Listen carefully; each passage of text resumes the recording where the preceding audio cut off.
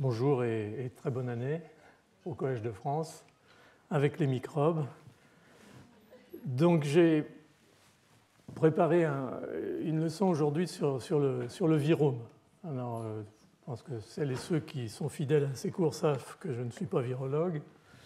Donc j'ai été amené à faire un tout petit peu de ski hors-piste sur certains aspects. Et ce sera très heureusement rattrapé par notre invitée aujourd'hui qui va faire le séminaire, Christelle Desnus, qui est vraiment, elle, virologue. Donc vous pourrez lui poser toutes les questions nécessaires éventuellement. Mais en fait, au-delà des virus, ce qui m'a beaucoup intéressé, c'est pour ça d'ailleurs que je m'étais fixé l'objectif de faire cette leçon sur le virome, c'est d'essayer finalement de comparer un petit peu ce que ça représente, je dirais à la fois conceptuellement, structurellement, par rapport au microbiome, c'est-à-dire à cet assemblage de microbes, de populations microbiennes complexes dont on a parlé jusqu'à présent. Au fond, est-ce qu'on est dans un monde à peu près similaire, c'est-à-dire de portage, de commensalisme, mutualiste ou non, comme pour les bactéries du tube digestif ou d'ailleurs, ou est-ce qu'on est dans un contexte tout à fait différent? Et ce qui est assez différent sans doute, et c'est un peu là-dessus que j'ai au fond axé une grosse partie la deuxième partie de ma présentation, c'est essayer de réfléchir un petit peu sur toutes ces problématiques de latence virale et de voir si effectivement ce n'est pas plutôt dans le contexte de la latence virale qu'il faut aller chercher les équivalents de ce qu'on a discuté jusqu'à présent avec les microbiomes bactériens. Ce qui est difficile, mais c'est le cas pour le microbiome bactérien comme pour le virome, c'est qu'en fait, et on va y revenir tout de suite, on parle d'une quantité de virus qui, au fond, est énorme et qui ont des propriétés tout à fait différentes, qui vont de virus classiques pathogènes jusqu'à des virus qui, justement, ont l'air d'être là en portage sans qu'on ne sache pas très, très bien pourquoi. Donc la leçon elle-même, c'est des symbioses virales avec un point d'interrogation. On essaiera de mettre quelques réponses sur ces questions. Et puis donc notre invitée que je vous présenterai tout à l'heure, qui est Christelle Desnus, qui nous fait la gentillesse de venir de Marseille. D'ailleurs, c'est notre deuxième invitée de Marseille cette année, qui, elle, nous parlera vraiment de la paillasse, si je puis dire, de ce que c'est que de chasser des virus et d'essayer, au fond, de démontrer dans quelle catégorie on peut essayer de positionné en termes de signification au sein du virome. Donc, qu'est-ce qu'on entend par virome? Je suis resté dans l'ensemble sur la problématique du virome humain, sortant de l'homme uniquement pour positionner quelques modèles expérimentaux permettant d'analyser, d'étudier fonctionnellement ce que pouvait être le rôle du virome. Donc le virome, c'est tous les virus qui sont à la surface ou dans le corps humain en l'occurrence, et on appelle ça donc le virome, on peut appeler ça le métagénome viral, un peu comme microbiote et microbiome, si on s'intéresse plus à la collection de génomes que représente l'ensemble de ces virus, mais tout ça représente la même population. Et en fait, il y a trois catégories de virus, si vous y réfléchissez, et vous les trouverez de vous-même. Il y a ce qu'on pourrait appeler les virus classiques, les virus eucaryotes, qui sont les virus qui infectent les cellules du corps humain ou des mammifères plus généralement, qui peuvent être des pathogènes, qui peuvent ne pas être pathogènes, qui peuvent être des passagers, qui peuvent être des symbiotes. On va revenir sur tout ça, parce que c'est ce qui fait la complexité de ce virus. Puis il y a une deuxième catégorie de virus qui sont ce qu'on appelle les rétrovirus endogènes, c'est-à-dire des éléments qui ont été à une époque des vrais rétrovirus et qui sont intégrés dans notre génome dans des conditions variables, dans des sites variables et avec une composition, une structure variable puisque certains sont quasiment intacts et d'autres sont déjà considérablement délétés, ce qui ne veut pas dire qu'ils n'expriment pas des éléments qui sont importants dans cette fonction du virome, dans cette fonction éventuellement symbiotique, et on en dira quelques mots. Et puis, dans ce virome sont aussi intégrés tous les virus de tous les organismes qui font partie de notre holobiote, c'est-à-dire les virus des bactéries, du tube digestif ou d'ailleurs, ce qu'on appelle bien sûr les bactériophages, mais aussi les virus des archébactéries, les virus des levures et champignons qui habitent notre tube digestif ou notre surface cutanée, et éventuellement des protozoaires présents dans le tube digestif. Donc on est là dans un système très très global, très très complexe, Je vous dis tout de suite que je vous ferai grâce, en tout cas pour ce cours-ci, de tout ce qui concerne les virus de nos habitants, c'est-à-dire des bactéries, donc des bactériophages et autres micro-organismes. On en reparlera une autre fois. Donc je centrerai surtout sur ce que j'ai appelé là les virus classiques. Je vous dirai quelques mots des rétrovirus endogènes essentiellement pour essayer de mettre tout ça en perspective. Alors, j'ai cité Christelle, qui a été une des personnes vraiment pionnières dans cette chasse aux virus et aux viromes.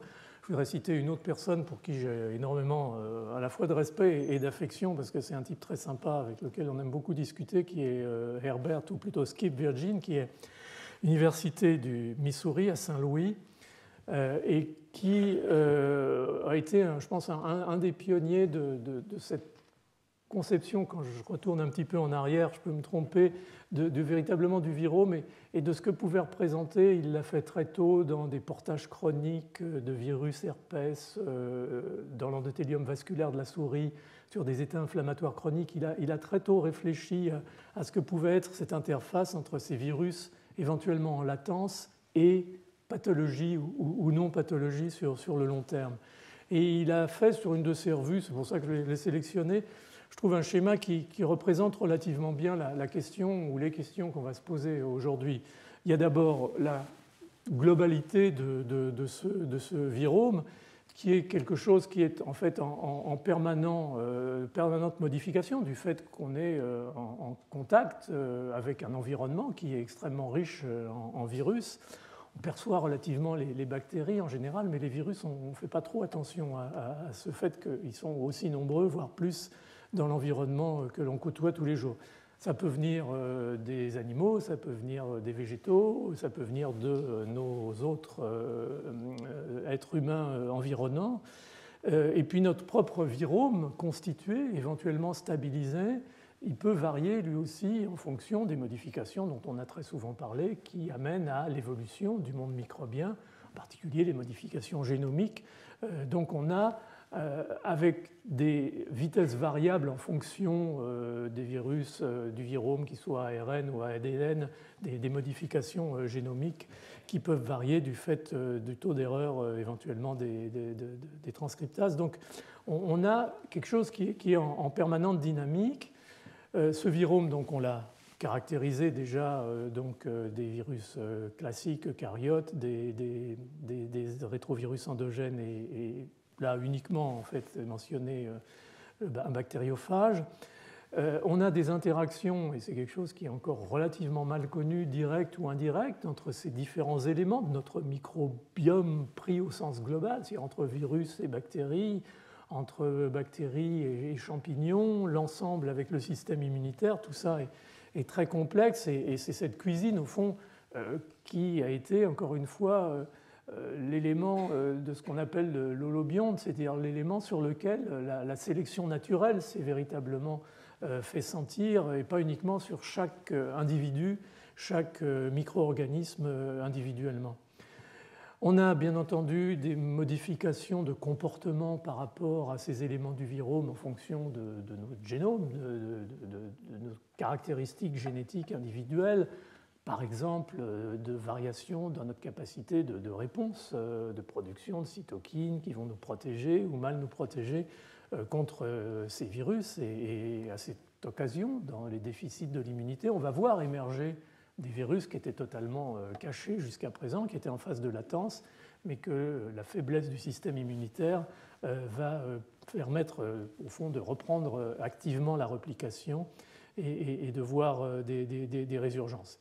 Et puis, il va bien entendu, et c'est de ça qu'on va essayer de parler au fur et à mesure, des conséquences, des phénotypes liés à ce virome, en particulier des individus, des virus particuliers dans ce virome, qui sont évidentes quand on discute et quand on parle d'infection virale aiguë, qui le sont un petit peu moins, on le verra quand on commence à parler de ces virus en état de latence. Il n'est pas toujours très très clair de savoir s'ils ont véritablement une conséquence, mais ça on va y revenir.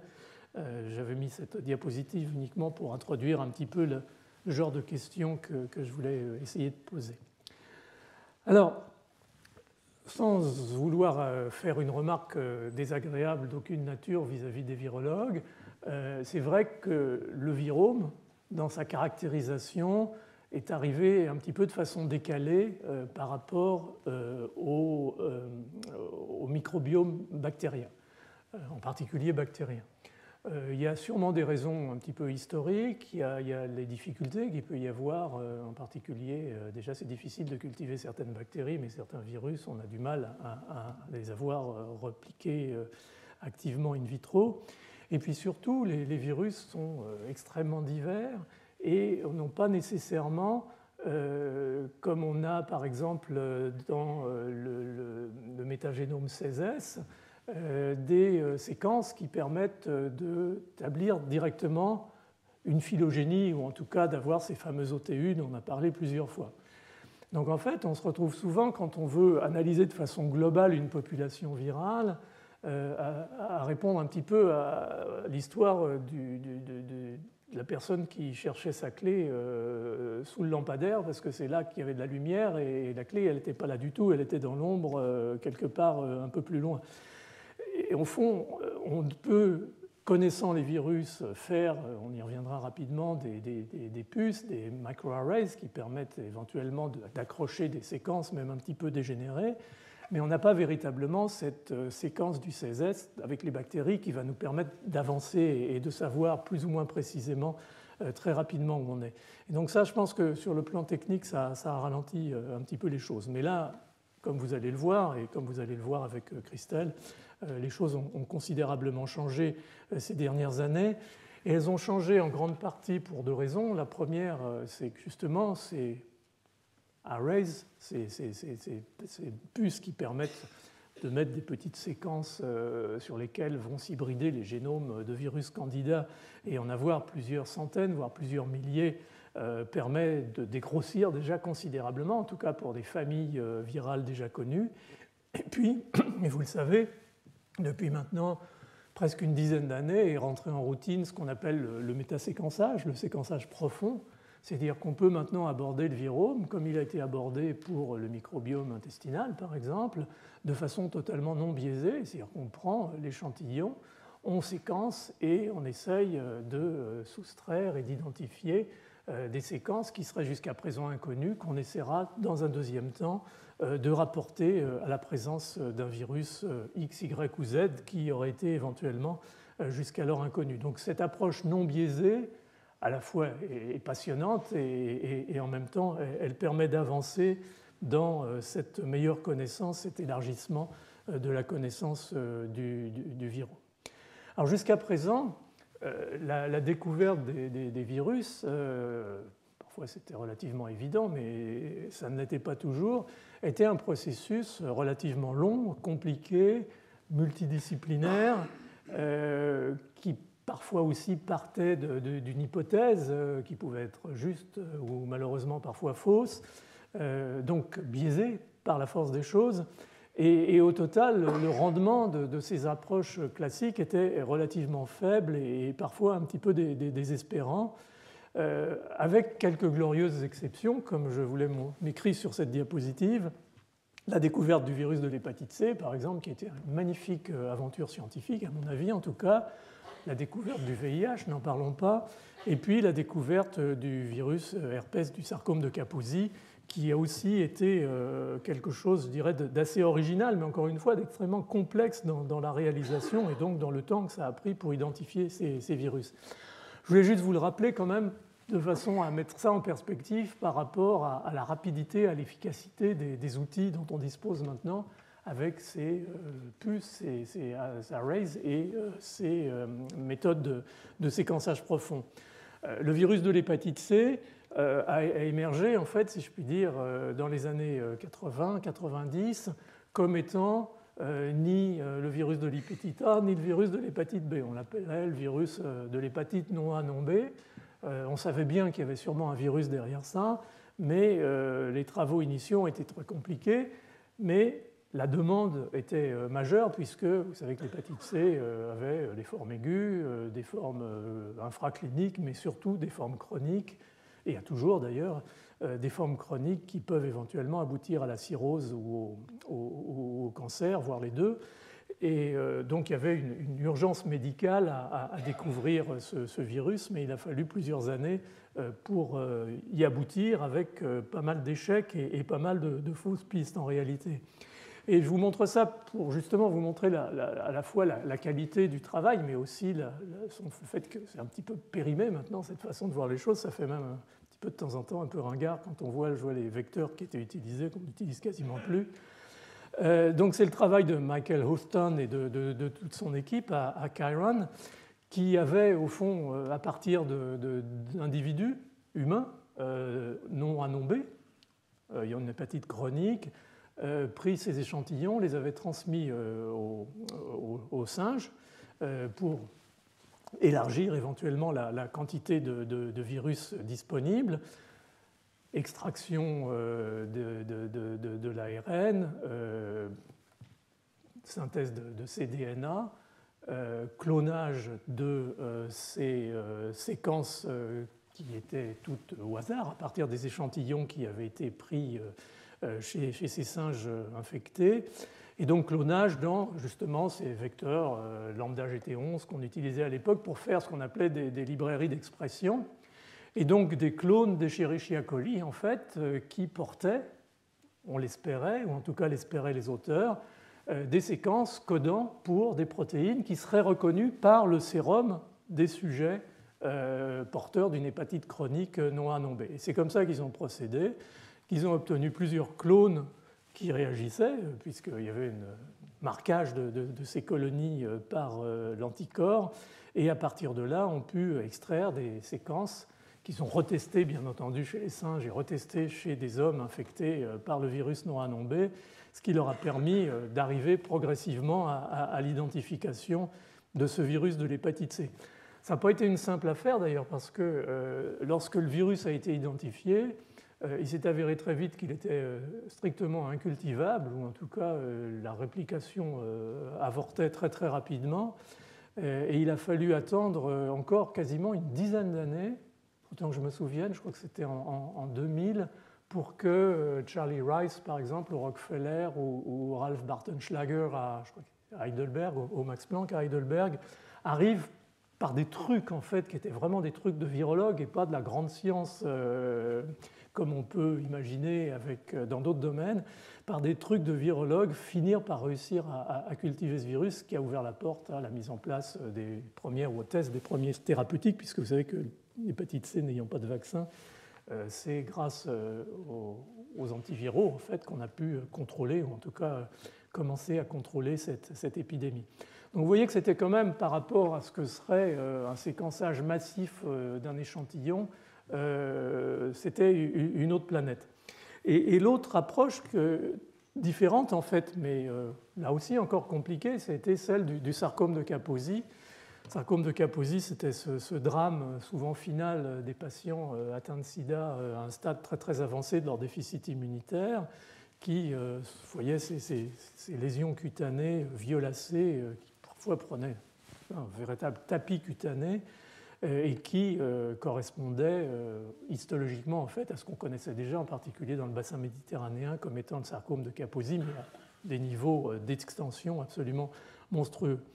Et ce qu'ont fait les auteurs, donc le groupe de Chang et collaborateurs, Patrick Moore en particulier, qui était le senior auteur de l'article de Science, qui a montré pour la première fois l'existence de virus, ça a été en fait de faire ce qu'ils ont appelé des representational differential analysis, c'est-à-dire une représentation différentielle, c'est-à-dire qu'ils ont comparé et fait des librairies soustractives entre les tumeurs et le tissu sain, et grâce au fond à la coupure avec des enzymes de restriction, avec BAM-H1 en particulier, ils ont identifié des fragments qui étaient présents dans le matériel tumoral et absents dans le matériel de peau cutanée saine, et c'est comme ça qu'ils ont fini par réassembler les éléments du virus et identifier bien entendu la nature herpès virus. Alors ça a été un peu discuté au début et ça s'est bien entendu confirmé, sinon je ne vous en parlerai pas. Donc c'était quand même des approches relativement héroïques encore une fois, dans la procédure de découverte par rapport à ce qu'on peut éventuellement faire maintenant. Et comme je le mets au bas de cette diapositive, souvent j'essaie de faire un scénario a posteriori. Si on avait eu les méthodes dont on dispose maintenant de séquençage profond, en fait, je pense qu'en une semaine, on aurait pu faire le diagnostic du virus du sida, parce que les patients à cette époque-là avaient des virémies tellement élevées que la quantité de matériel n'était vraiment pas le facteur limitant, et je pense qu'on aurait pu aller beaucoup plus vite, alors que, comme vous le savez, la découverte du VIH, elle est passée vraiment par une approche de virologie clinique classique, de mise en culture et d'identification et de séquençage après, a posteriori, et pas a priori, comme on peut faire maintenant dans ces approches non biaisées de séquençage profond. Donc je ne reviens pas sur les techniques, et de toute façon, Christelle vous en reparlera dans sa présentation.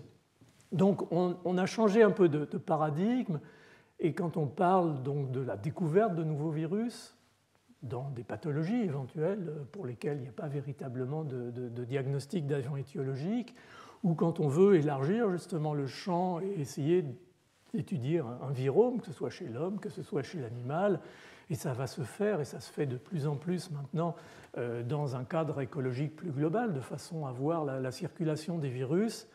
On va faire appel soit à ce qui est à gauche, c'est-à-dire ces microarrays, ces éléments au fond où sont placés a priori sur des lamelles des quantités qui peuvent être des centaines, voire des milliers de petites séquences, de petites probes sur lesquelles vont venir s'hybrider les éléments génétiques du matériel viral qu'on étudie.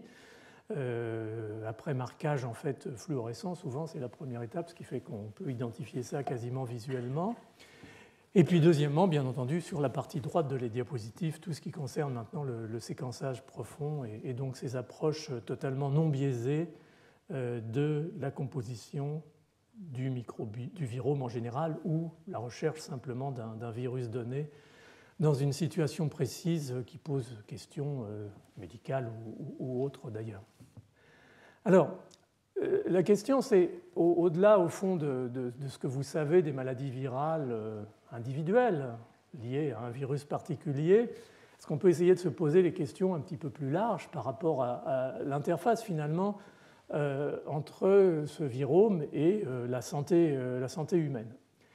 Alors, il faut tout de suite savoir un petit peu de quoi on parle. Il y a dans ce virome éventuellement des virus présents temporairement qui vont causer des infections aiguës. C'est le cas, par exemple, je sais pas, de la rougeole, de la rubéole, de la varicelle, de la grippe. Et puis on a des virus qui vont plutôt être responsables d'infections chroniques, comme par exemple l'hépatite B ou l'hépatite C dont on vient de parler, ou le sida. Et puis on va avoir des situations de latence d'un certain nombre de virus dont on ne sait pas très bien au fond ce que va être la portée en termes de physiopathologie.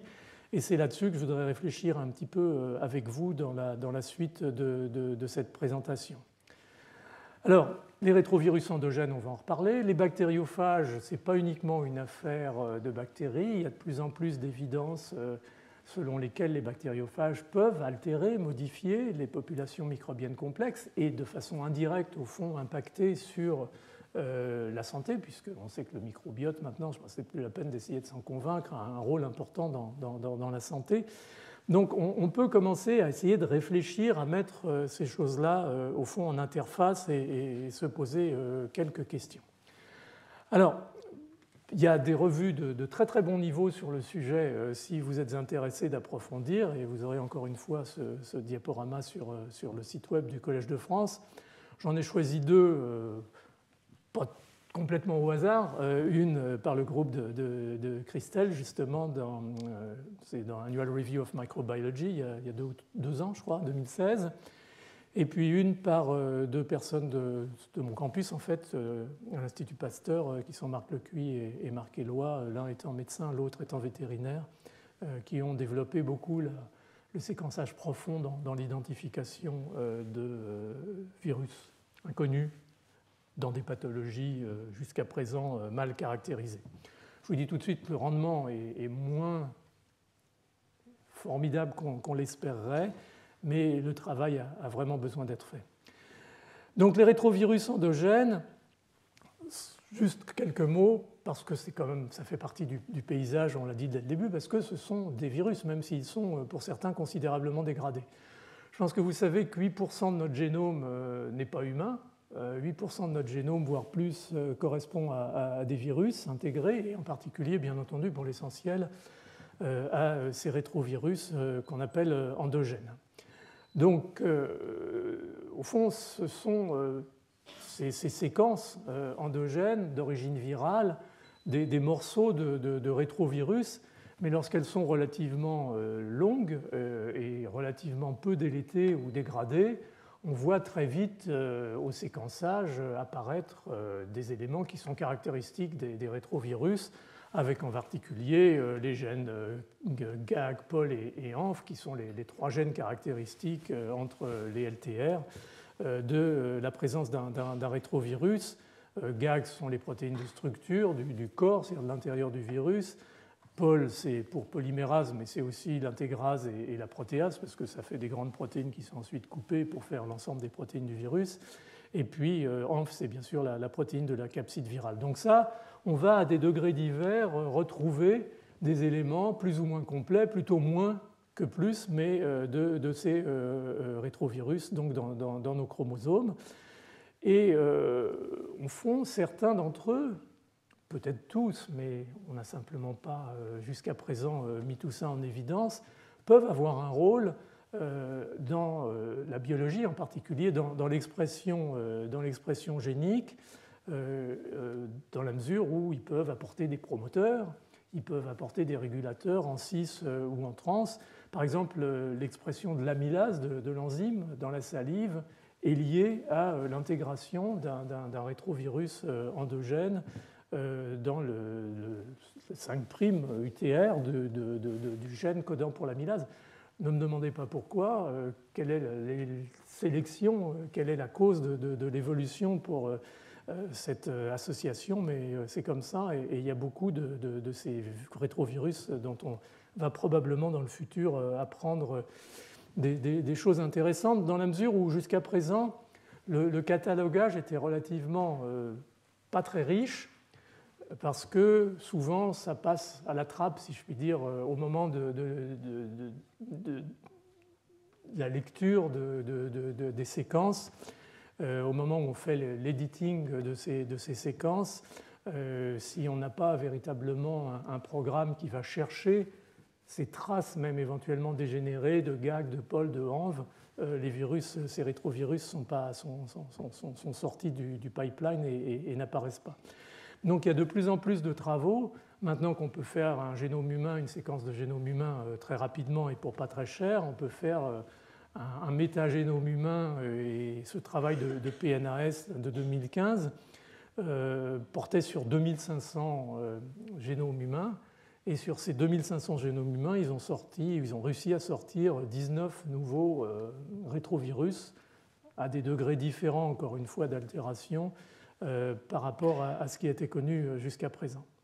Alors, je ne vous parle pas de ces rétrovirus de façon comme ça, simplement savoir qu'ils sont là. C'est qu'il semblerait que certains aient un rôle extrêmement important dans justement ce concept de virome. Par exemple, le travail que j'ai pris là, qui est le travail de Thierry Heidmann, qui est à l'Institut Gustave Roussy, c'est un des spécialistes mondiaux de ces rétrovirus endogènes, a pu montrer en fait que dans le génome humain, il y a intégré depuis probablement plus de 100 millions d'années un rétrovirus endogène, le MER34, ORF, parce qu'il y a surtout une séquence principale. Et cette séquence principale code pour ce qui s'appelle une famille de gènes et donc de protéines qui s'appellent des syncytines.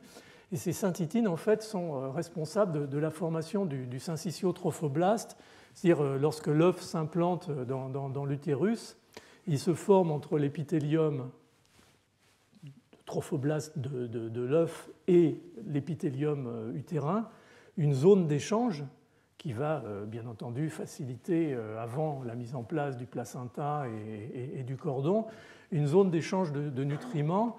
Et en fait, ce syncytium, nous, on ne sait pas bien les faire, les syncytia, je dirais, de la part de notre génome a priori.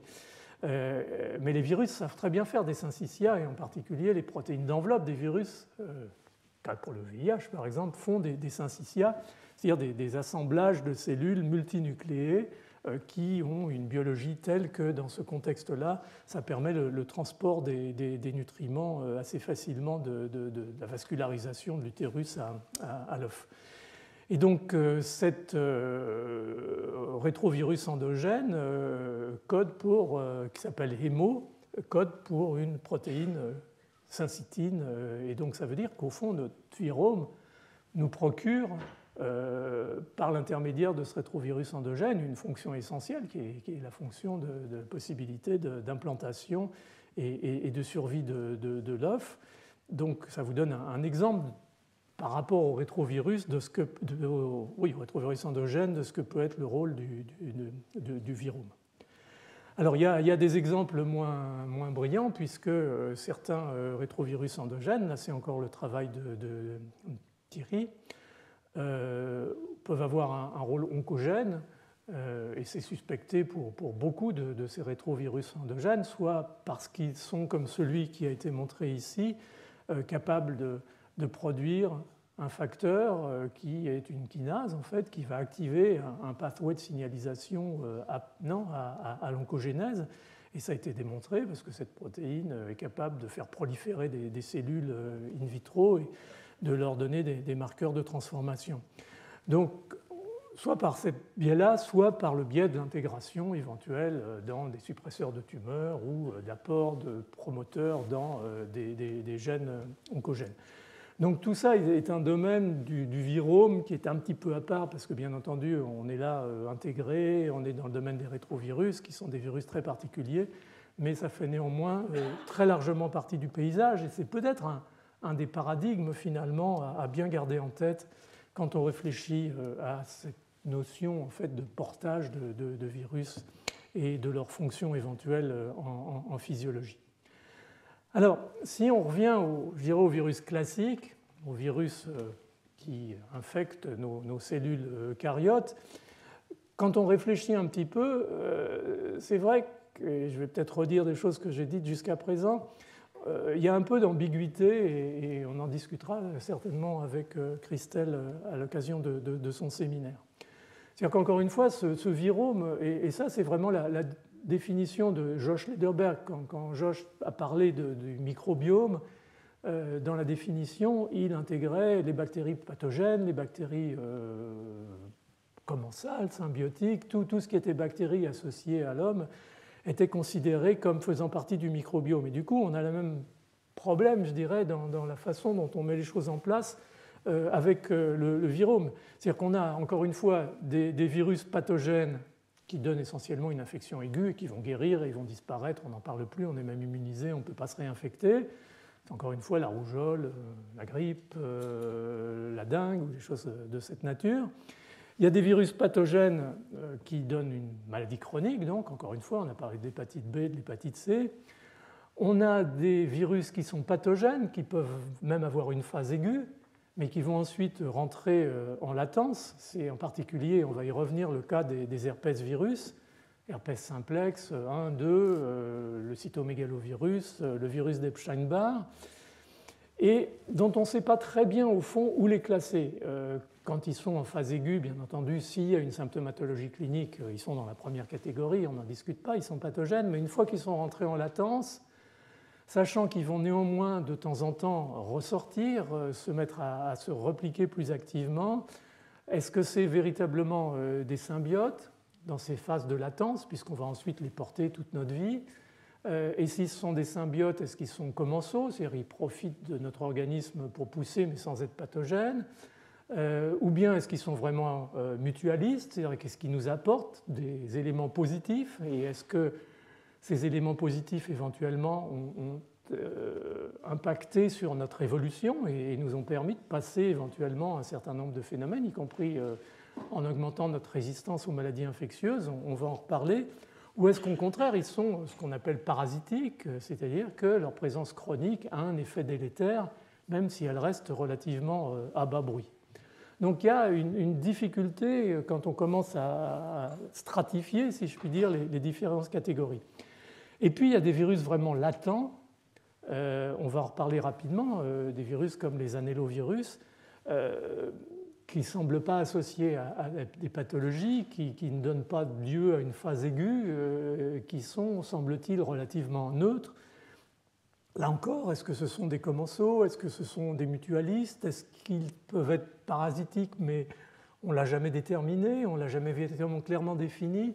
Donc il y a une série de questions par rapport au virome qui sont absolument fascinantes et qui vont, je pense, se débloquer peu à peu grâce au progrès de la science, mais surtout grâce aux techniques, celles que je vous ai proposées jusqu'à présent, et puis au fait que de plus en plus on s'organise, vous avez entendu parler de cohortes bien entendu, pour pouvoir suivre des individus et pouvoir passer à terme de corrélation avec des pathologies et la présence ou l'absence de virus a éventuellement même de temps en temps la mécanistique des processus pathogènes si vraiment il y en a.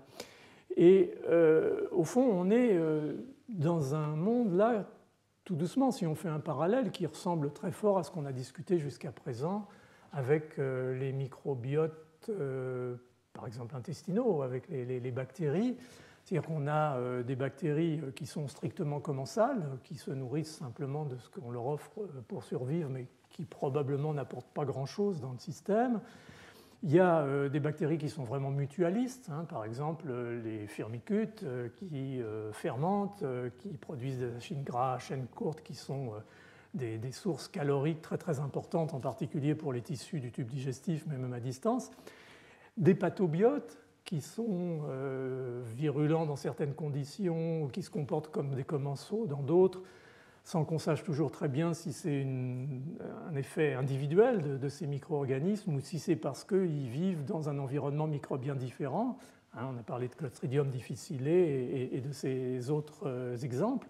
Et puis certains sont bien entendu des pathogènes stricto sensu. Donc au fond, on peut assez facilement essayer de coller, si je puis dire, ce qu'on avait déjà discuté avec les bactéries dans la suite de ce dont j'ai parlé pour les virus.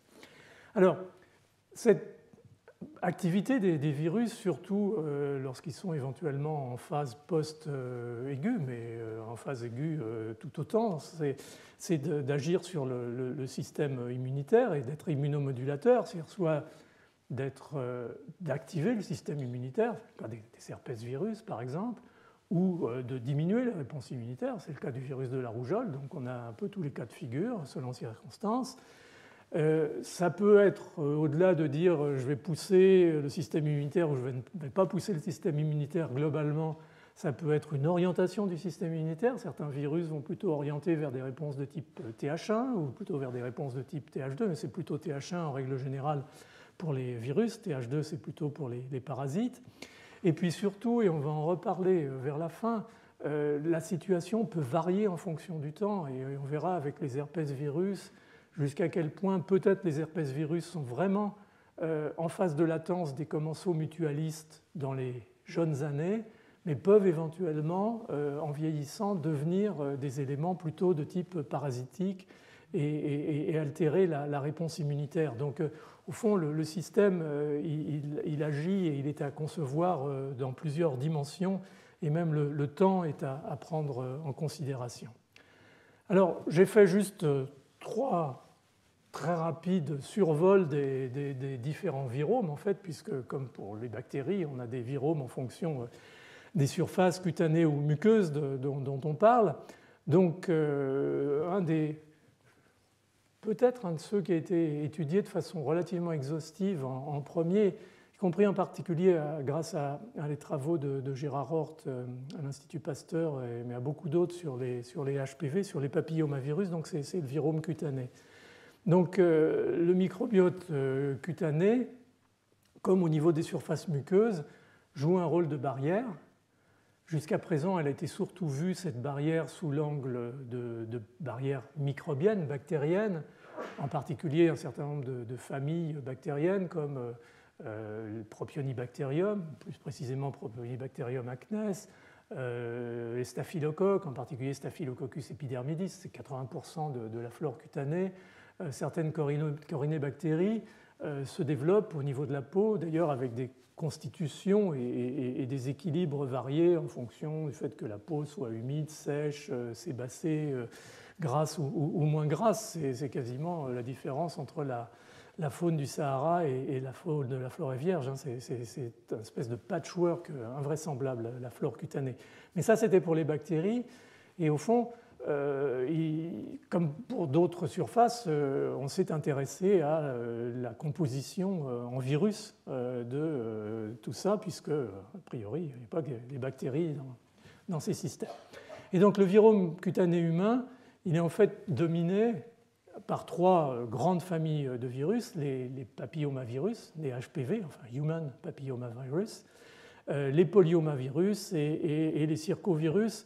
Les circovirus, je n'en parlerai pas parce qu'en fait, on ne sait pas très bien si ce n'est pas plutôt des passagers, des contaminants fréquents, mais temporaires, en particulier à partir du tube digestif. Mais il semble que les papillomavirus, enfin, il ne semble pas, c'est sûr, et les polyomavirus sont vraiment des éléments associés, des symbiotes de la peau. Alors pour ce qui concerne les papillomavirus, c'est surtout les bêta et les gamma.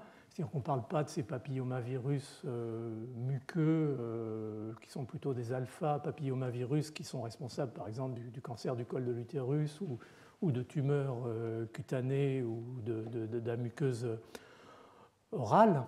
On parle donc d'autres familles mais qui sont extrêmement abondantes. Les HPV, c'est un monde en soi. Et ce qui est intéressant d'ailleurs, c'est qu'avec toutes ces nouvelles techniques, en particulier donc le séquençage de nouvelles générations, on voit très très régulièrement apparaître de nouveaux génotypes de HPV qui enrichissent considérablement la collection. Ça, je vous ai juste extrait cette diapositive qui vous montre simplement l'arbre phylogénique des virus, des papillomavirus. Donc vous oubliez un peu les alphas, c'est les bêta et les gamma qui sont importants sur la peau. Certains sont vraiment clairement des virus qui ont l'air d'être totalement neutres en termes de pathologie, c'est-à-dire d'être portés de façon latente, sans qu'on sache très bien quelles sont leurs fonctions éventuelles. Est-ce qu'ils ont des fonctions de barrière? C'est possible, mais ce n'est pas du tout démontré. Et puis certains vont donner lieu à ce que vous connaissez très bien, qui sont les verrues cutanées. Donc ça vous resitue un petit peu le paysage des papillomavirus. Polyomavirus, il y en a aussi beaucoup qui sont en permanence associés à la peau. Alors ce qui est intéressant, c'est que parmi ces polyomavirus, il y en a un qui est un polyomavirus oncogène qui est responsable de la tumeur de Merkel, une tumeur cutanée.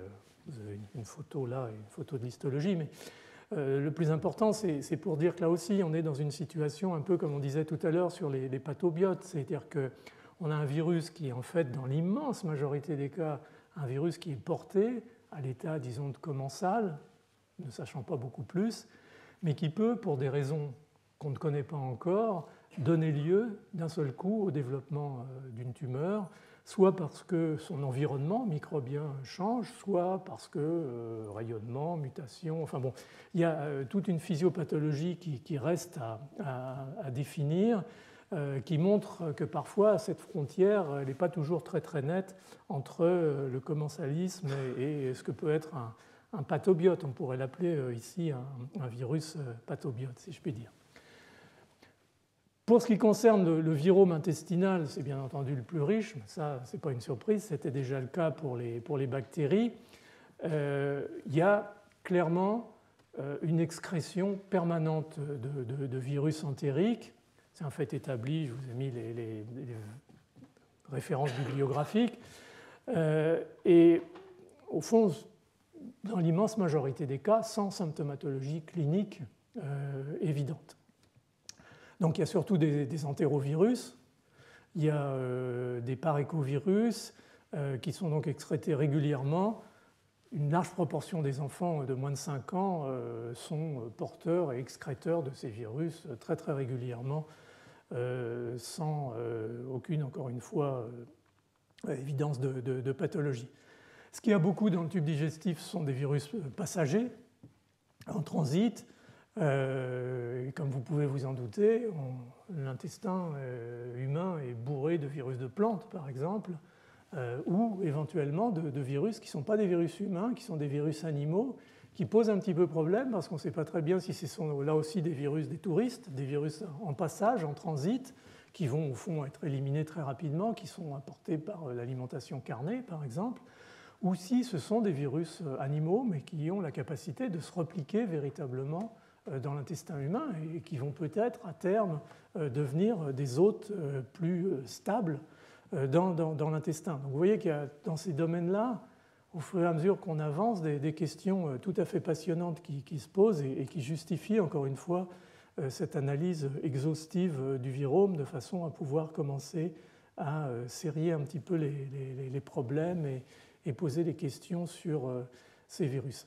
Peut-être ce qui est le plus intéressant, je dirais, sur le plan en tout cas de l'interface médicale, et ça Christelle vous en parlera, c'est ce qu'on peut appeler le virome, et on va sauter parce que là il y a toute une liste de virus intestinaux dont il n'est pas totalement indispensable que vous reteniez tout. Simplement, j'avais fait un petit top 5 à la fin qui sont dans le tube digestif, les adénovirus, les anélovirus, les picobirnavirus, les paréchovirus et les bocavirus. Quand vous avez dit ça, si vous l'avez retenu, c'est parfait, il n'y aura pas d'interrogation écrite à la fin, ne vous inquiétez pas. Mais ça reste quand même très, très divers et souvent, aussi de publication à publication, même des groupes qui ont utilisé maintenant les méthodes de séquençage de nouvelle génération loupent manifestement des virus qui sont trouvés par des approches plus classiques, par exemple simplement la microscopie électronique. Donc il y a encore des trous qui sont probablement des trous liés à l'analyse des données de séquençage. Mais ce dont je voulais vous parler de façon un petit peu plus précise, et ce sera la deuxième partie de ma présentation, c'est en fait le virome du compartiment systémique. Parce que là, on a parlé de la peau, on a parlé du tube digestif. Certes, c'est passionnant, mais ça peut aussi, il y a beaucoup de virus de passage. Là, quand il y a des choses dans le sang, dans le sérum, dans les organes, ça n'a pas tout à fait la même signification et la même portée. Donc, chez les individus en bonne santé, comme vous et moi, j'espère, il y a très très peu de virus retrouvés dans le plasma, à l'exception de ces virus dont on a déjà parlé, qui sont les anélovirus, et on en reparlera sûrement. Ils sont en règle générale, ces anélovirus, considérés comme non pathogènes, mais peuvent ou causent des virémies qui sont persistantes. Et dans les études qui ont été faites au début et qui se sont confirmées par la suite, je crois une des premières études, c'est celle d'Okamoto au Japon en 2009, ils ont pu montrer que 70% de la population, et en parlant de population, très tôt chez les enfants, étaient porteurs de ces virus. Donc il y a une espèce de présence très tôt dans la vie et de permanence ensuite, puisqu'on va toucher les quasiment 100% de prévalence chez les individus adultes. Alors, il y a des études, par exemple, qui ont montré que lorsqu'on prenait deux catégories d'enfants, des enfants fébriles, des enfants de moins de 3 ans fébriles ou non fébriles, lorsqu'ils étaient non fébriles, on ne trouvait pas d'autres séquences virales que des séquences correspondant à ces anélovirus. Mais dès que les enfants étaient fébriles, dans le pourcentage qui correspondait à des fièvres inexpliquées, c'est-à-dire que ce n'était pas lié à une pneumonie bactérienne ou à une méningite ou à une autre infection septique microbienne, on retrouvait d'autres virus qui sont pour l'essentiel des entérovirus, des rhinovirus, des roséolovirus. Mais ça, c'est un élément important parce que on a probablement raté jusqu'à présent pas mal de causes d'infections virales, d'infections d'enfants dont on ne trouve pas l'étiologie. Je discutais il n'y a pas quelques mois avec un collègue à Londres, à St. Mary's Hospital, qui est un grand pédiatre qui s'appelle Mike Levine. Et Mike me disait que dans leur unité de réanimation, 60% des sepsis graves de l'enfant n'ont pas de diagnostic. C'est-à-dire qu'on ne trouve pas d'hémoculture positive avec les méthodes moléculaires habituelles d'amplification génique. Il y a des kits qui sont disponibles, on ne trouve pas de virus connus.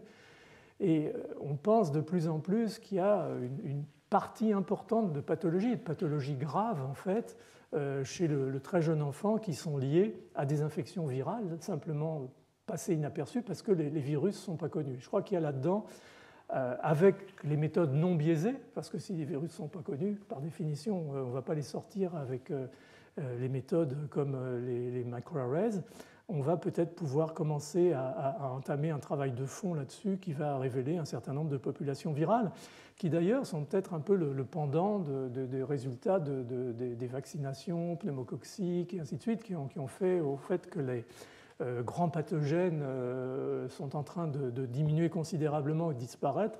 Et comme la nature est hors du vide, on commence à voir apparaître éventuellement d'autres pathologies.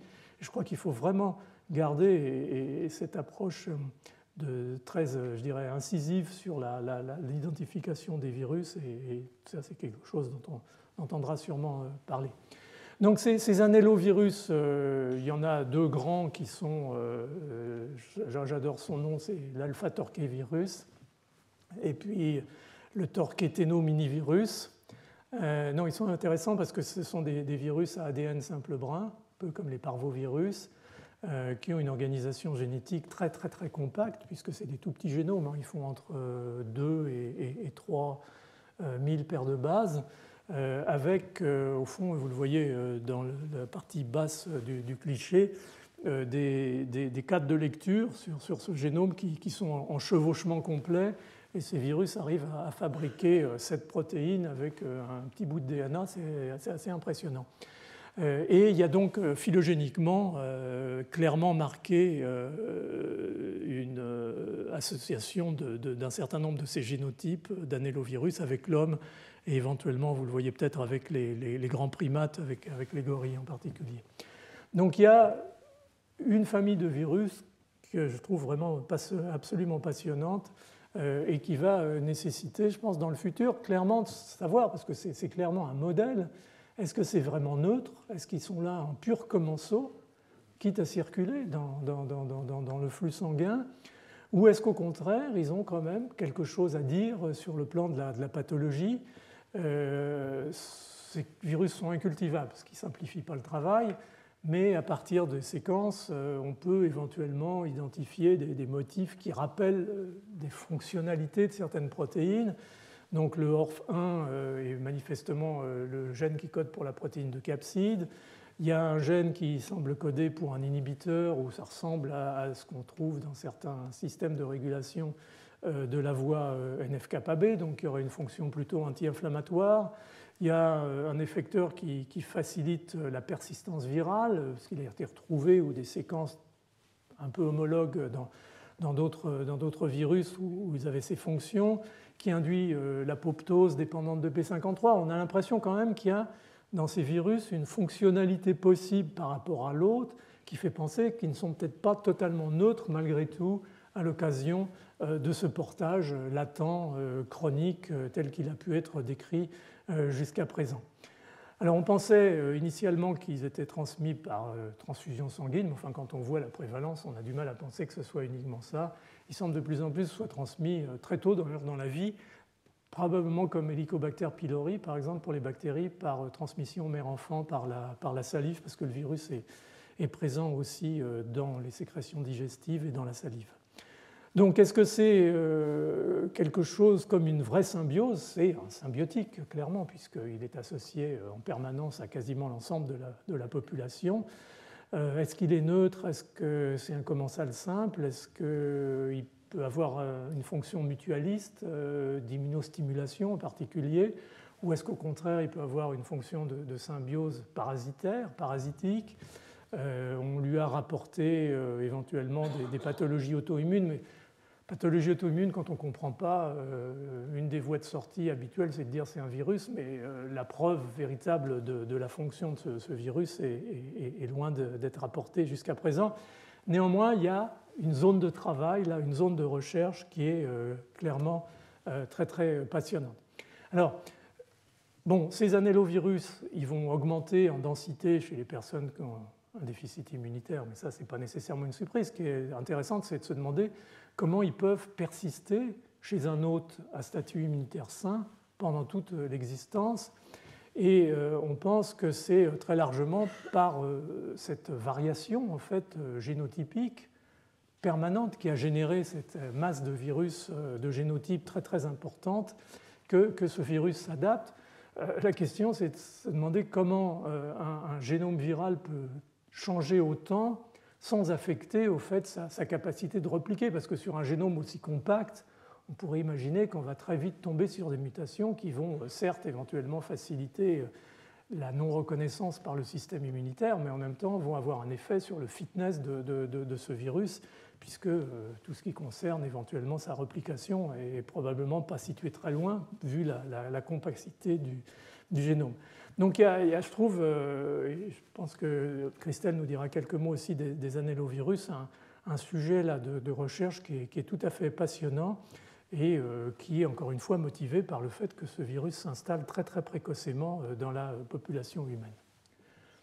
Alors, virome dans le compartiment systémique, on a parlé donc de ces annélovirus et puis quelques autres, et puis il y a surtout, bien entendu, et c'est ceux-là que vous connaissez sans doute le mieux, les herpès-virus. Les herpès-virus, pourquoi? Parce qu'ils sont certes responsables d'infections aiguës, plus ou moins visibles cliniquement, mais surtout parce qu'ils rentrent ensuite en latence et qui peuvent persister tout le reste de la vie. Donc on parle de herpès simplex 1 et 2, donc l'herpès simplex 1 qui est plutôt bouton de fièvre, hein, que vous connaissez, 2 étant plutôt génital, le virus d'Epstein-Barr, le cytomégalovirus, les HHV6 et 8, tout ça, ça fait partie de ce virome en fait, herpès, qui va peu à peu s'installer dans notre organisme à l'occasion des primo-infections successives. Alors, on le retrouve par exemple au fur et à mesure qu'on parlait tout à l'heure des annélovirus chez les enfants non fébriles, chez les adultes, par les méthodes de PCR maintenant ou par des méthodes très sensibles, on les retrouve très très facilement parce que justement ils sont accumulés et ils sont, on va y revenir, dans cette phase de latence qui n'est peut-être pas tout à fait aussi latente que ça, et vont éventuellement ressurgir en fait. On va avoir une résurgence à l'occasion par exemple d'une dégradation de l'immunité. Donc il faut véritablement, quand on y réfléchit, pour essayer encore une fois de positionner ça dans le concept de virome, bien caractériser les situations dont on parle. Donc il y a la latence avec de l'ADN viral dans les cellules, ça c'est probablement très peu exprimé. Il y a les cycles productifs de particules virales, mais qui restent sur un mode asymptomatique. Il y a le cycle des particules virales productifs, enfin de replication avec des symptômes cliniques. Donc quand on commence à essayer de voir, de caractériser ce virome, il faut, par rapport aux herpès-virus, savoir exactement de quoi on parle. Et on commence même à avoir des travaux qui regardent, par rapport à ces diverses étapes, le rôle du microbiome bactérien, dont on sait qu'il peut influencer la réponse immunitaire et changer la réponse au virus, et peut-être au fond vice-versa. Donc, je pense que je suis trompé voilà. Donc le virome et la santé, on a commencé donc à parler de tous ces systèmes en disant que éventuellement, dans certaines circonstances, ces virus pouvaient avoir un effet soit bénéfique, c'est-à-dire protéger contre des infections, soit éventuellement négatif, c'est-à-dire causer des symptômes infectieux, voire sur le mode chronique aboutir à des effets de maladies auto-immunes ou de tumeurs. Donc un des jolis exemples que j'ai choisi, c'est le virus de l'hépatite G, dans la mesure où fait partie de ces virus qui ont été montrés comme étant capables de protéger contre une tierce infection, c'est-à-dire protéger contre un agent infectieux qui se présenterait secondairement.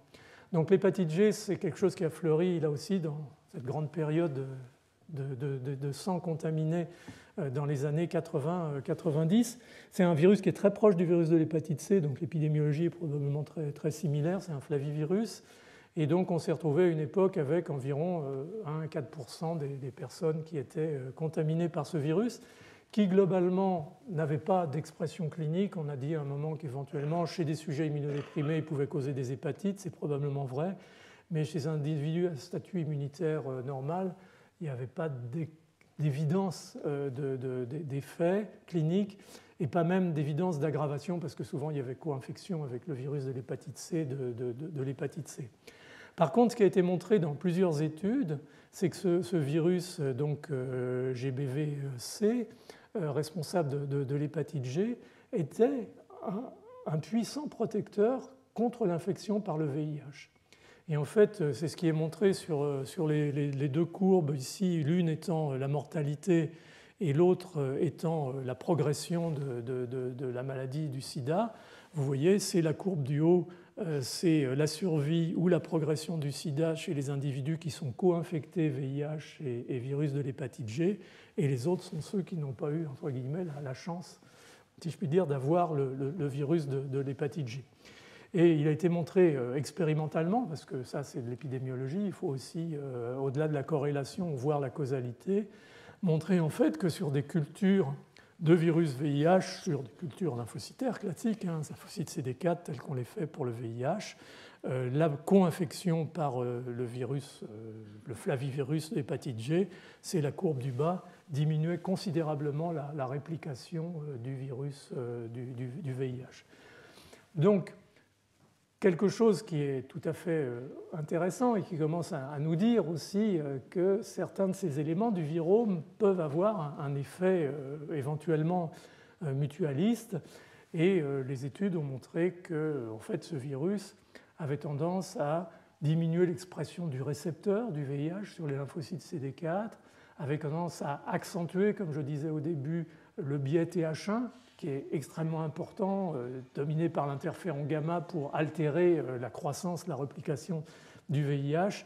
Donc des éléments au fond secondaires à cette infection chronique par ce virus qui vont impacter sur le développement du VIH. Donc un très joli exemple en fait de mutualisme. Donc tout ça, c'est des choses qu'on retrouve avec certains virus comme ça de façon sporadique.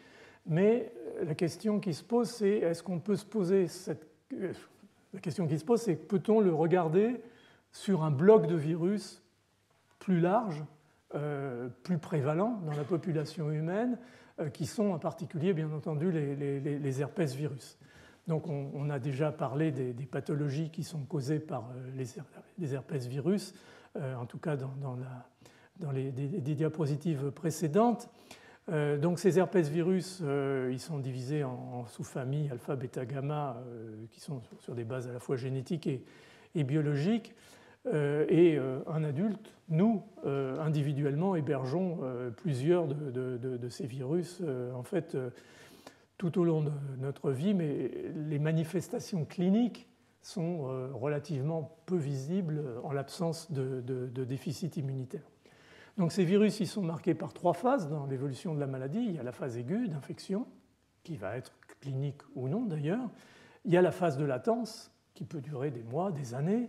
Et puis éventuellement, il va y avoir de façon régulière des phases de réactivation dont on ne connaît pas toujours l'étiologie. Parfois, c'est un vrai fléchissement de l'immunité parce que, par exemple, on traite un individu par des corticoïdes ou par un traitement immunosuppresseur et on va voir apparaître le cytomégalovirus, par exemple.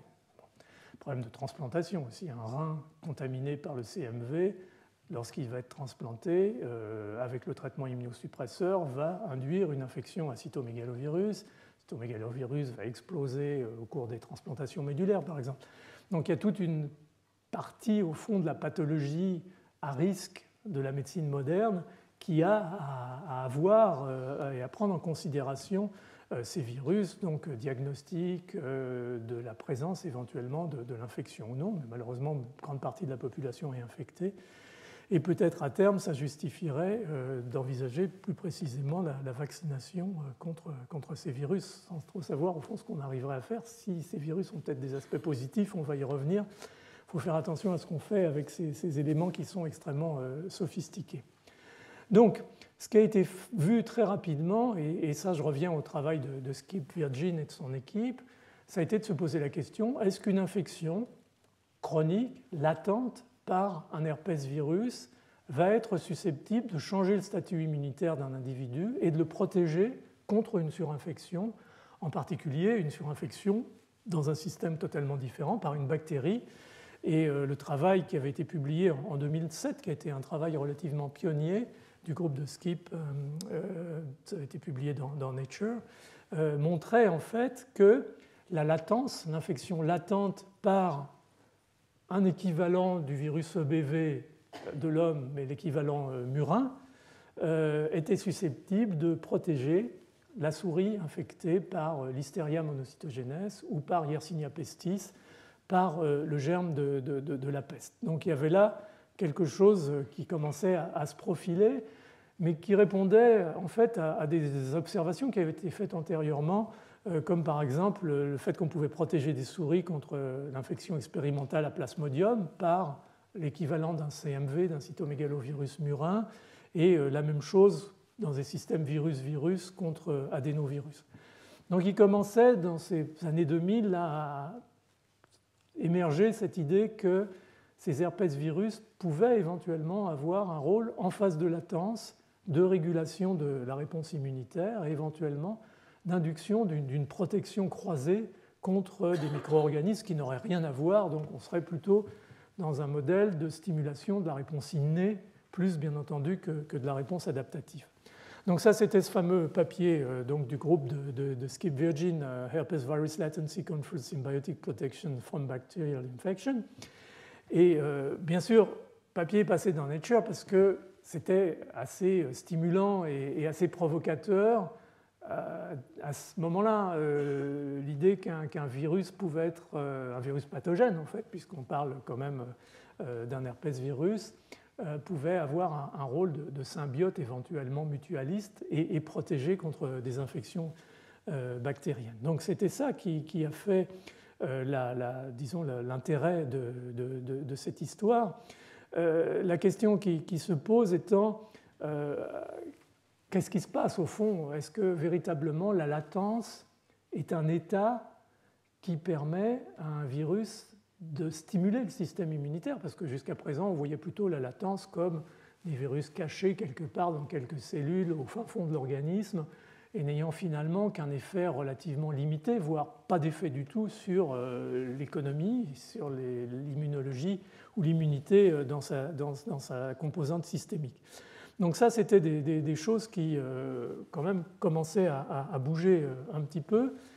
Et au fond, ce qu'a montré ce travail de Skip Virgin, c'était que j'ai pris essentiellement la partie correspondant à l'Listeria, parce que Yersinia pestis, c'est un peu moins clair, parce que c'est tellement virulent, même chez la souris, que les animaux meurent très vite, donc les deltas ne sont pas très impressionnants, mais avec l'Listeria, c'était très clair.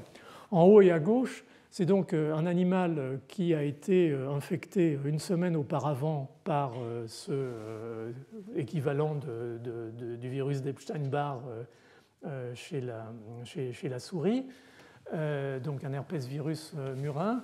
Et vous voyez que les courbes de survie des animaux, une fois surinfectés par l'Listeria en injection intrapéritonéale, sont superposables. Donc une semaine d'infection virale ne suffit pas à établir un état de protection contre l'Listeria. Par contre, dès qu'on passe cette première étape, par exemple après 4 semaines d'infection, vous voyez que la partie rouge, ce sont les animaux qui survivent parce qu'ils ont été infectés et les contrôles continuent à mourir de la même façon. Et on voit qu'à partir de la 12e semaine, c'est-à-dire au 3e mois, en fait, il y a une protection, mais que ça commence à se dégrader. On voit aussi que le nombre de bactéries diminue dans le foie, dans la rate, comme on le fait très très régulièrement. Donc manifestement, la préinfection, l'établissement d'un état infectieux, voire d'une latence virale, amène un état de protection. Et cet état de protection, il a été montré très vite, et ce n'était pas très difficile, dans la mesure où on sait que Listeria monocytogenes est très sensible à l'interféron gamma, parce que c'est un pathogène intracellulaire. Donc il a été montré que l'interféron gamma était la cytokine majeure induite, produite par la préinfection par ce virus herpès qui protégeait contre l'Listeria monocytogenes. Donc ça, c'était vraiment un progrès et véritablement, les expériences étaient tout à fait convaincantes. Le problème, c'est qu'un autre groupe, très rapidement, a confirmé ces données, mais a commencé à poser des questions qui, je trouve, sont valides. C'est pour ça que je m'en suis un petit peu emparé, parce que je pense que ça vaut le coup d'y réfléchir. Ça dit beaucoup sur ce que c'est que véritablement l'état de latence par rapport à la perception du virus latent par le système immunitaire. En fait, ce qu'avait montré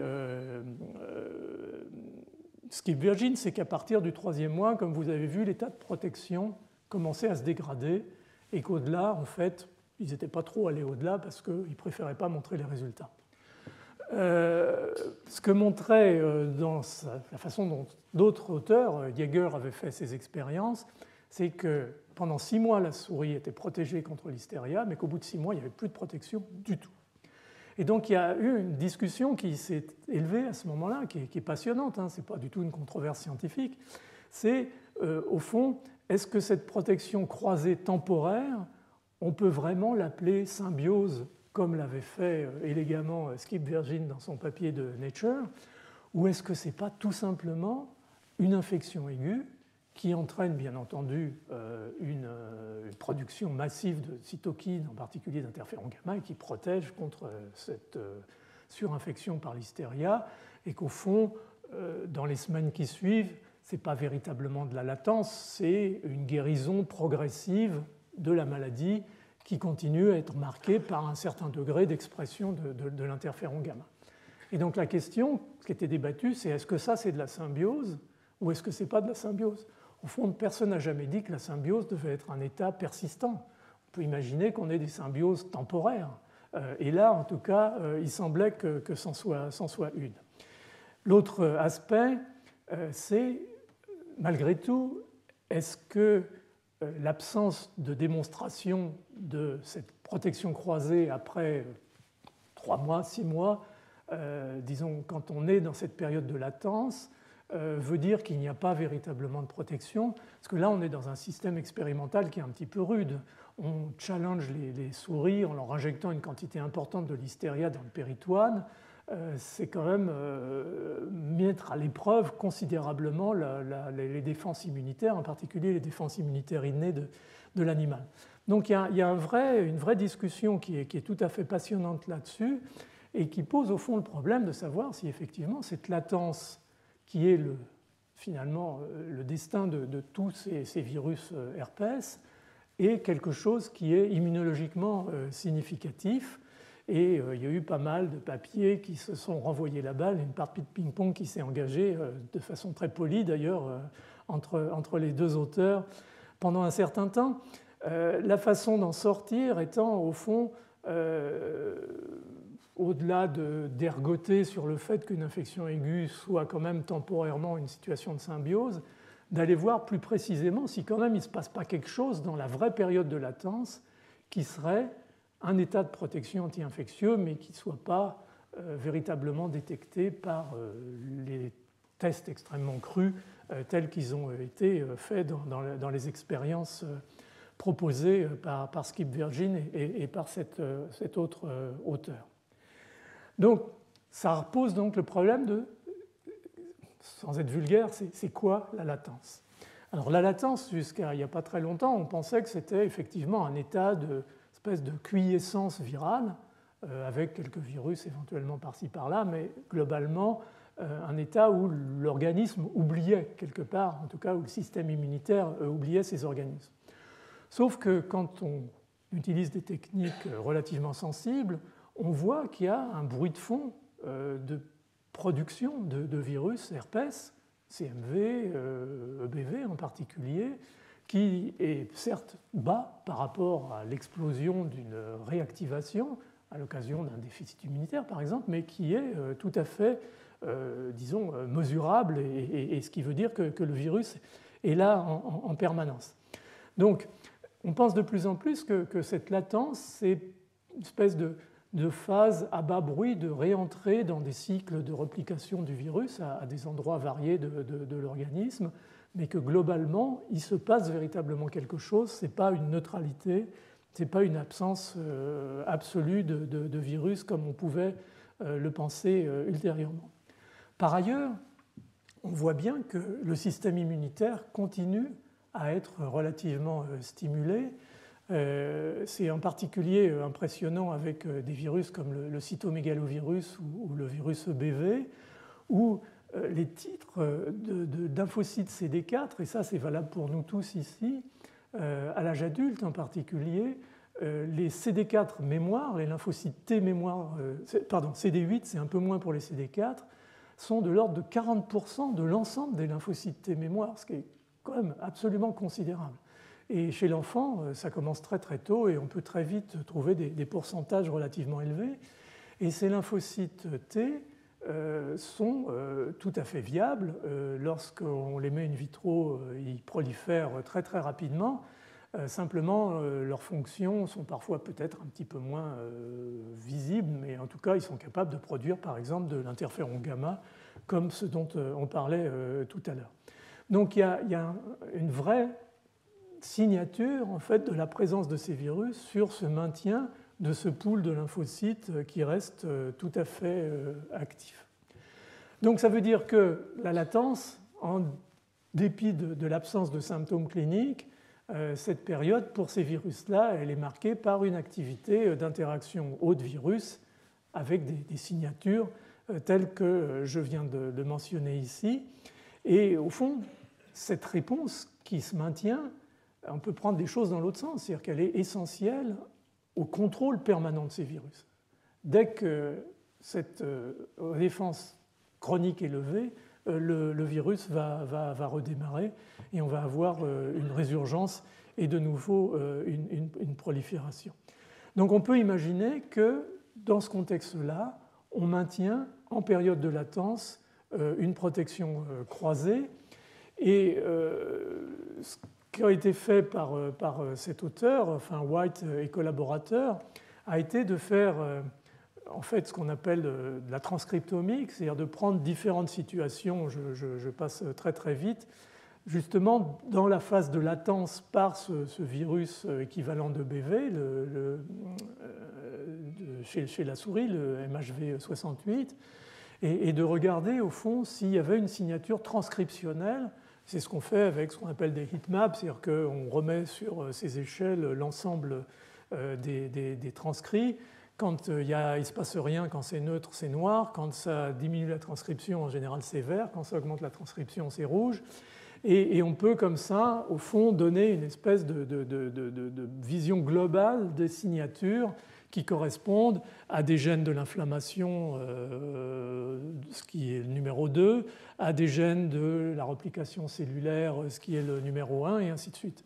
Et pour faire une longue histoire courte, comme disent les anglo-saxons, ce qui se passe, c'est qu'on voit une signature de la présence de ce virus, très très marquée, un petit peu moins avec d'autres virus herpès murin, mais néanmoins elles le sont, qui portent surtout sur tout ce qui est replication. Et on avait vu que ces lymphocytes ils se repliquaient très activement quand on les mettait en culture in vitro, donc c'est cohérent. Et en particulier pour ce MHV68, qui a l'air d'être le plus agressif du lot, une vraie réponse immunitaire inflammatoire avec des gènes comme l'interféron gamma, le TNF, l'IL, je crois que c'était l'IL-22 qui sont relativement élevés.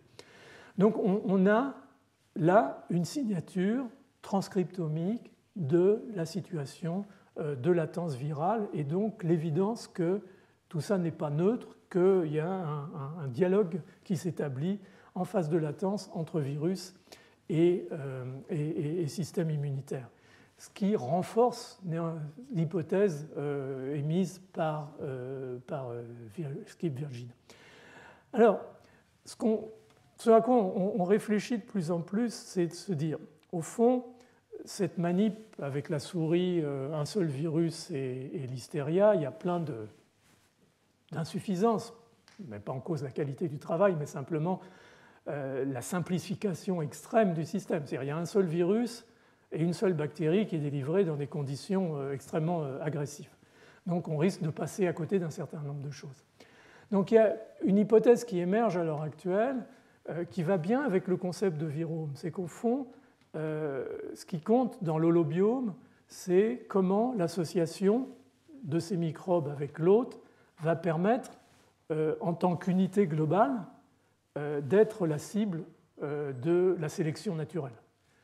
Et donc, ce qui émerge peu à peu comme modèle, ce serait une espèce de collectif viral. C'est-à-dire que chez l'enfant, puisque c'est très tôt chez l'enfant ou chez l'adolescent qu'on voit survenir successivement ces infections par des herpès-virus, mononucléose infectieuse, l'herpès HSV, les infections à cytomégalovirus, encore une fois, cliniques ou pas, c'est dans cette période-là que se mettent en place ces infections et se mettent en place les phases de latence.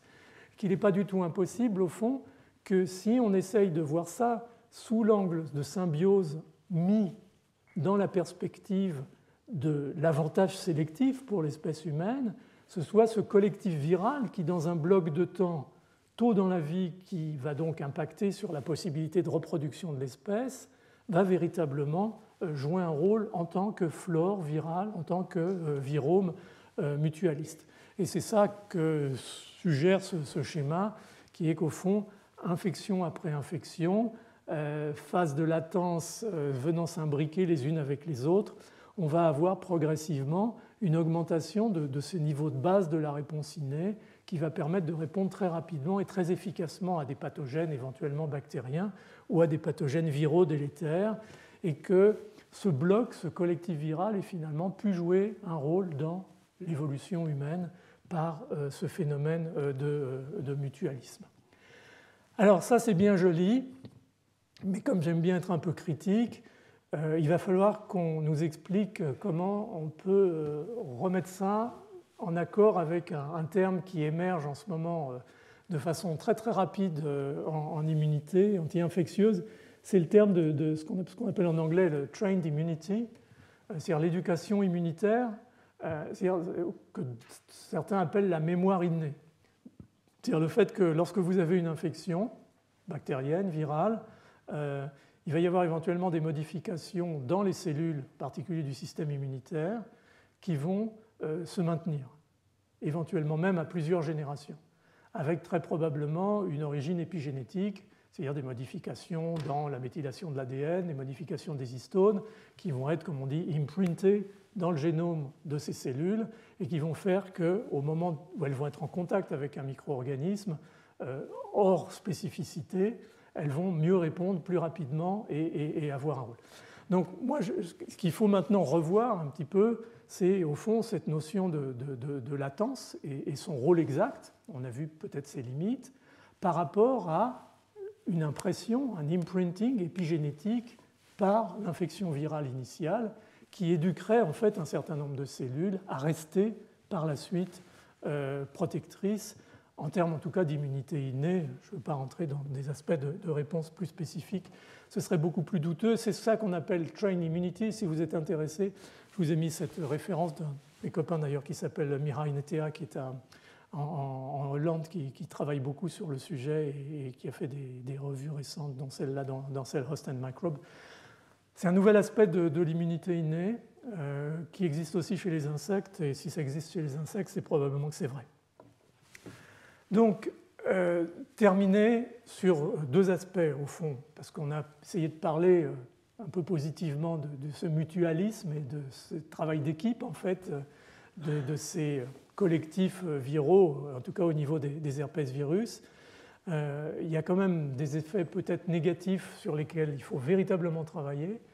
Un, par exemple, est la sénescence. C'est-à-dire qu'on pense, mais ça reste vraiment à démontrer clairement, que l'infection chronique, la latence par les herpès-virus, en particulier par le cytomégalovirus, par le fait qu'elle mobilise cette pool massif de cellules mémoire, fait que le pool de cellules T naïves, avec l'âge, se rétrécit considérablement et se retrouve en déséquilibre complet avec cette hypermnésie, si l'on peut dire, cette augmentation de la mémoire des cellules reconnaissant ces virus herpès latent et en particulier le cytomégalovirus. Donc il y a de plus en plus cette théorie qui se développe que la sénescence du système immunitaire pourrait être liée à ces infections chroniques latentes. C'est-à-dire qu'en fait, ces infections chroniques latentes à herpès virus pourraient nous avoir servi tôt dans la vie pour passer un certain nombre de drames infectieux et passer la période de reproduction, parce qu'après tout, passer la période de reproduction, ça n'est que du bonus, mais ça n'a plus aucun intérêt en termes d'évolution. Et que justement la persistance de ces infections latentes cause en période de vieillissement une sénescence du système immunitaire. Ça, c'est un sujet qui est important parce qu'à la clé, il y a tout un tas de problématiques comme bien sûr l'hypersensibilité des personnes âgées aux agents infectieux, leur non-réponse aux vaccins comme la grippe et ainsi de suite. Donc il y a un vrai travail là de fond qui pourrait encore une fois justifier une réflexion sur le développement de vaccins contre ces virus, en sachant néanmoins que ça va être difficile de peser les avantages et les inconvénients de ces virus, au fond, par rapport au formatage du système immunitaire. Et ça, c'est vraiment un thème qui est en train d'émerger à l'heure actuelle. Donc, je vais terminer simplement sur dire qu'il y a d'autres éléments, éventuellement de pathologie, qui ont été ou sont rapportés, maladies auto-immunes, le lupus, la sclérose en plaques, certains cancers à ces infections chroniques. Bien sûr, il y en a, le lymphome de Burkitt ou les lymphomes rhinopharyngés en Asie liés à l'EBV, mais ça, c'est vraiment des situations très particulières, à la fois sur le plan écologique et sur le plan génétique. Mais globalement, ces microbes ne causent pas véritablement, tant qu'on le sache, de pathologie. Donc il y a là aussi un travail très très important. On a même impliqué les BV dans l'athérosclérose et ça reste éminemment douteux pour l'instant et il y a un vrai travail là-dessus à envisager. Donc juste ça, c'est ma dernière diapositive pour faire un petit peu la promotion du travail que va nous présenter Christelle. C'est qu'il faut absolument, comme on le fait pour les bactéries et maintenant pour les champignons et les levures, accentuer le catalogage du virome des mammifères en général, parce qu'on est encore dans le concept One World, One Health, on est en contact permanent avec le monde animal, donc on échange des virus, même si certains ne s'implantent pas, parce qu'ils ne sont pas spécifiques d'espèces, et le séquençage profond, la métaviromique, si on peut l'appeler comme ça, est une des approches sans doute les plus importantes à prendre en considération actuellement. Il y a beaucoup, comme on l'avait dit, ce trou de culture pour les bactéries, où beaucoup de bactéries sont incultivables. On les identifie par ces S, mais elles ne poussent pas, parce qu'elles sont anaérobies très strictes, très sensibles à l'oxygène ou pour d'autres raisons. Il y a la même chose avec les virus. Beaucoup de ces virus, on en a parlé pour l'hépatite C, il a fallu 10 ans pour cultiver le virus d'hépatite C. Ces annélovirus qui sont sûrement passionnants à étudier, pour l'instant, faute de pouvoir les cultiver, et malheureusement, on ne peut pas aller très très loin. Développer des modèles d'études in vitro, cellulaires, des modèles cellulaires adaptés, de plus en plus pour reconstituer les modèles d'activité virale, et ça a été fait beaucoup avec le virus de l'hépatite C, justement, reconstruire des organes in vitro, organes on chip ou des équivalents, les organoïdes, établir des modèles viraux d'infection. Beaucoup de ces virus ont l'air d'être plutôt spécifiques d'espèces, donc ça ne va pas toujours être évident. Et chez la souris, il n'y a pas toujours les équivalents, même de familles de virus humains, y compris chez les herpès virus. Et puis, de plus en plus, et j'en ai parlé très très rapidement, s'attaquer à ce qui se passe véritablement chez l'homme et la perspective de la présence chronique de ces virus. Et ça peut se faire que par des études prospectives qui vont porter sur des cohortes importantes. Jusqu'à présent, ce qui a été fait en matière prospective a été fait sur certaines données que j'ai montrées tout à l'heure. C'était 2 enfants qui avaient été suivis pendant plusieurs mois par séquençage de nouvelle génération pour étudier l'évolution de leur virome sanguin ou de leur virome intestinal. Là, il faudra passer probablement, pour que ça fasse du sens, par des centaines, voire des milliers d'individus.